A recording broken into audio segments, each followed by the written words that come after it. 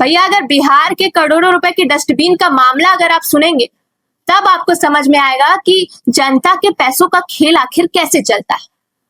जहां एक तरफ कुछ नेता बड़ी बड़ी गाड़ियों के काफिले में चलते हैं, प्राइवेट हेलीकॉप्टर से सफर करते हैं और उनके परिवार वाले विदेश में रहते हैं, उनके बच्चे विदेश में पढ़ते हैं, वहीं दूसरी तरफ उनकी जनता जो उन्हें वोट देती है वो सड़क, पानी, बिजली जैसी बुनियादी सुविधाओं के लिए परेशान रहती है। लेकिन यहाँ सबसे बड़ा सवाल ये है कि आखिर उनके पास इतना पैसा आता कहां से।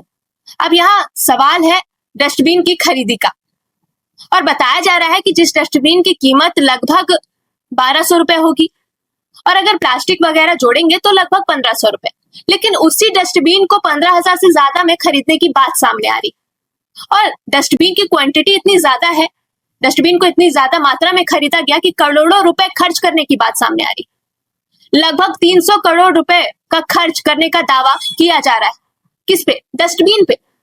अब डस्टबिन में कचरा डालना था या फिर बिहार का पूरा बजट या उस डस्टबिन में सोना डालना था कि इतना महंगा डस्टबिन खरीदा गया। अब जरा सोचिए, अगर इन करोड़ों रुपए को अगर बिहार के विकास के लिए खर्च किया जाता तो कितना कुछ बदल सकता था। अगर इन करोड़ों रुपए में कुछ करोड़ रुपए सड़क पर, पानी के लिए, बिजली के लिए, सुधारों के लिए अगर किया जाता, जिस एरिया में अस्पतालों की जरूरत है उस एरिया में अगर अस्पताल बनाए जाते, एम्बुलेंस खरीदे जाते तो कितना कुछ बदल सकता था। वहां के लोगों के हित के लिए बहुत कुछ हो सकता था इन करोड़ों रुपए से।